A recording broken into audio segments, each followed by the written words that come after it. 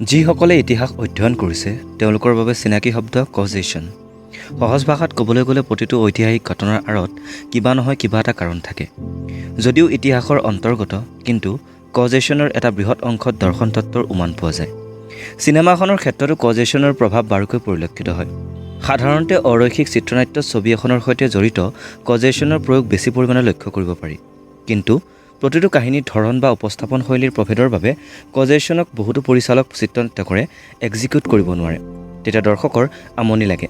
সাধাৰণতে ছবি এখনৰ এটা সময়ত এটা ঘটনাৰ আঁৰৰ ঘটনাৰ বিৱৰ্তিত ৰূপ পাৰ্যমানে প্ৰতিফলিত হয়। উদাহৰণস্বৰূপে এছ ৰাজামৌলীৰ RRRৰ ব্ৰিটিছ ৰাজভৱনত আক্ৰমণ কৰা সেই দৃশ্যটোলৈ মনত পেলাওক। ছবিখনৰ আদিভাগতেই কুমাৰাম ভীমৰ বাঘটোক বন্দী কৰোৱা, মাজতে পিঞ্জৰাবদ্ধ জন্তুসমূহক খাদ্যৰ যোগান ধৰা আৰু অৱশেষত ৰাজভৱনত আক্ৰমণ।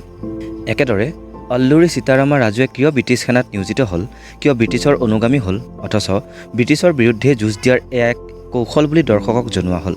কিন্তু তাৰ পূৰ্বে ৰাজভৱনত দুই মুখ্য চৰিত্ৰ সমূহ সমৰত যুদ্ধ কৰে।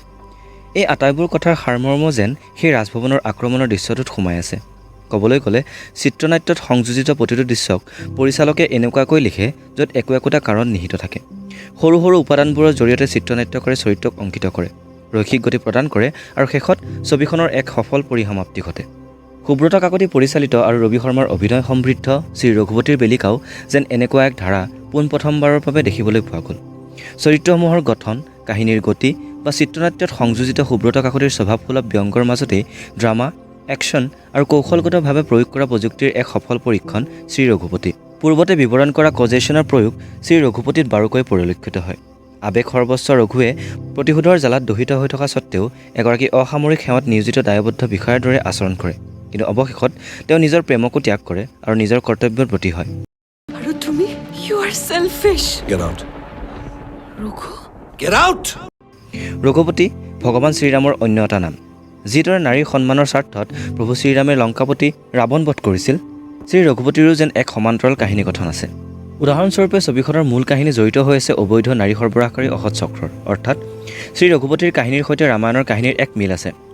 মূল চৰিত্ৰ ৰঘুপতিৰ সাৰথী ছলমান খানৰ ওৰফে ভাস্কৰ অধিকাৰীৰ চৰিত্ৰ ৰূপায়ণ কৰা প্ৰবীণ অভিনেতা অৰুণনাথ চাৰ্জেন হনুমান ইত্যাদি ভিন্ন উপাদানক লৈ নিৰ্মিত ছবিখনক এক উপভোগ্য ছবি বুলি নিশ্চয়কৈ ক'ব পাৰি। ৰামৰে দেশতে থকা ৰাৱণ বধোতে যায় যদি যায় জীৱনটো যাওক সুধাকণ্ঠৰ গীতৰ এই শাৰীটোৱেই যেন ছবিখনৰ এটা টাৰ্ণিং পইণ্ট। আৰম্ভণিতে কল্যাণ দত্তৰ চৰিত্ৰটোৰ পৰা নিগৰিত সুধাকণ্ঠ ডক্টৰ ভূপেন হাজৰিকাৰ কালজয়ী গীতবোৰৰ অন্তঃকৰণ আৰু সংযোজন নৱতম ছবি শ্ৰী ৰঘুপতিৰ অন্য এক চালিকা শক্তি। ছবিখনৰ দুই এটা ঋণাত্মক দিশো নথকা নহয়। বিশেষকৈ ক্লাইমেক্সৰ একশ্যন দৃশ্যটো অকণমান দীঘলীয়া বা এক সমান্তৰাল দৃষ্টিকোণৰ জৰিয়তে সামৰিব পাৰিলেহেঁতেন বুলি দৰ্শক হিচাপে অনুভৱ কৰা যায়। কিন্তু কাৰিকৰী দিশৰ বাধ্যবাধকতা অসমত কেনেকুৱা সেয়া আমি জানো। সেয়েহে শ্ৰী ৰঘুপতিয়ে অসমৰ বাণিজ্যিক দিশত এক প্ৰভাৱ বিস্তাৰ কৰিব বুলি আমি আশাবাদী।